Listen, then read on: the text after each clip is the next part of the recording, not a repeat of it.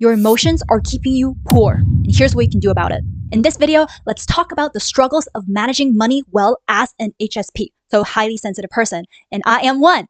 Oh Lord! Whenever I have to buy or sell something in my portfolio, there's like a hot elephant that has decided to take the fattest nap on my chest.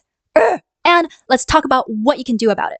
I have a simple 3-step plan that my therapist has taught me. Why is there a sheep? Well, that's because it relates to step 2. Are you a sensitive person?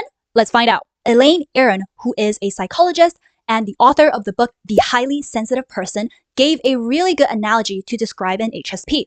Well, she also has a longer quiz you can take in her book, which goes into more detail, but here's the quick and easy litmus test. So imagine you're in a cool and dark cave.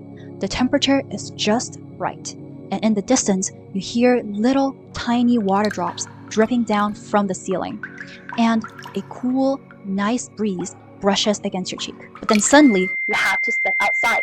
And once you do, you see the sunlight is so blinding, and you smell the exhaust from all the cars, and it's causing you a lot of nausea. And also, the honking cars, giving you a headache. If this sounds like you could be an HSP.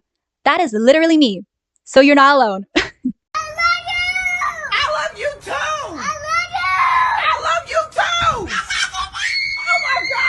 And being an HSP navigating money can be very difficult. Maybe you feel an overwhelming sense of anxiety or stress when you think about investing or saving for your future. So you don't, or you just put it off and off and off. But running away will definitely harm your financial health in the long run. So here is the 3-step plan you can try out. So step 1 is to identify. I know some of y'all want to say like, hey Ash, what can I fix? What can I start improving right now? But try and keep in mind the phrase, what can be tracked can be improved. So the first step to improvement is actually tracking. Also, you may have noticed that I have a long sleeve on because it's getting cold, okay? Fall is approaching. What were we talking about? Right. So Side Bomb. It is spelled Side-Bam, but my therapist has been calling it Side Bomb, so I'm sorry, I'm calling it Side Bomb, but you know what I mean, okay? It's Side-Bam. So Side Bomb is a really good analogy to help us identify what we're going through in the moment. So the letters stand for S for sensory, I for imagery, B for behavior, A for affect, or a psychology term for emotions, and M for meaning. So like, how do you interpret this experience? Let's put a real life scenario to this concept. So this is actually something that happened to me in real life when I first had to set up my first investment portfolio when I was 20 years old. Sensation wise, I felt like my whole entire nervous system was quite activated. Like I was quite anxious and quite stressed. Like I felt it in my chest. It was really hard and hot. It was kind of hard to breathe. And also I felt a lot of pressure in my throat area as well. And also I felt my fingers and toes was getting tingly as well. That is when I feel like this is a really big nervous system activation for me, because usually with smaller emotions, I usually just get the pressure in the chest and pressure in the throat area. And imagery wise, there wasn't any clear memory that was brought up, just like some sparse imagery of people close in my life saying in the past like, oh, I'm not smart enough for this. And behavior wise, probably the biggest behavior sign I was getting is me wanting to run the hell away.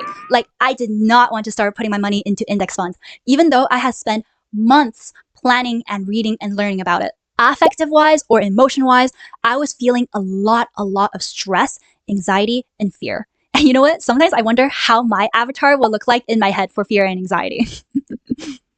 And meaning-wise, there was a lot of deep-seated beliefs about money that were surfacing. Like, for example, I'm not good enough to invest. I'm not smart enough to invest. Basically, I'm not good enough. I'm not smart enough to be rich or wealthy. And I'm feeling the pressure in my chest right now as I'm saying it.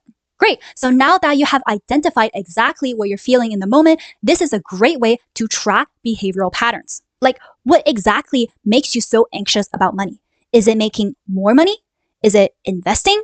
Or is it something like the concept of you being wealthy? So step 2 is immediate or in the moment soothing. So the concept behind that is by soothing the emotional brain, the logical brain has an easier time to get activated. And the soothing method is called the BA method. I know, I agree with my therapist. It sounds so cute.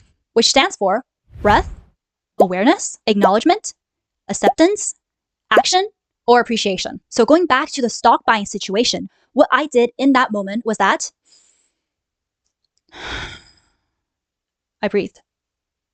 And I become aware of the sensations and what I was feeling. Like I was feeling very anxious and stressed right now. And I acknowledge my stress and anxiety by saying to myself, you know what?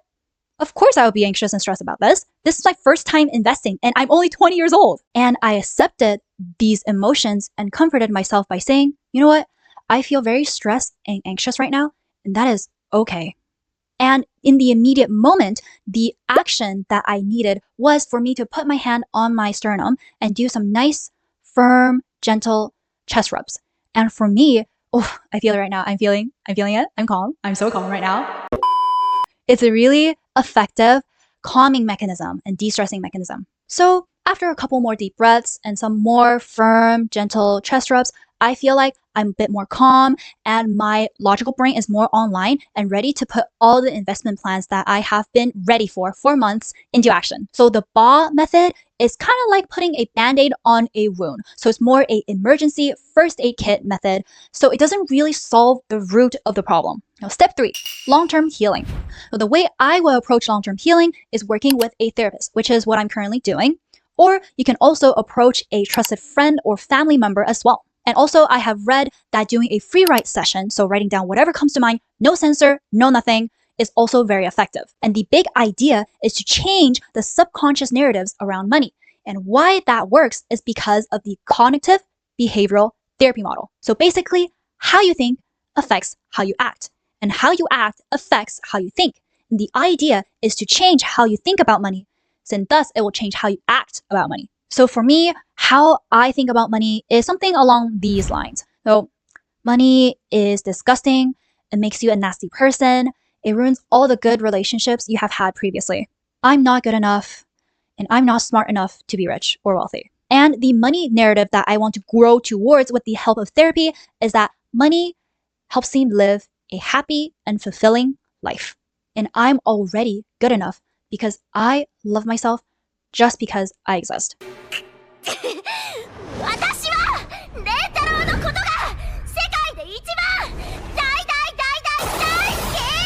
And I have to give a quick shout out to Jonathan Decker from Cinema Therapy, because before he said the lines, I love myself just because I exist, I didn't know what unconditional love meant. So thank you so much, Jonathan Decker. Okay, now I'm so curious. What kind of unhelpful narratives do you guys have around money? And what kind of helpful and healthy narratives are you guys trying to grow towards? Subscribe for more money and early retirement content. And as always, thanks so much for hanging out today, and I'll see you in the next one. Bye.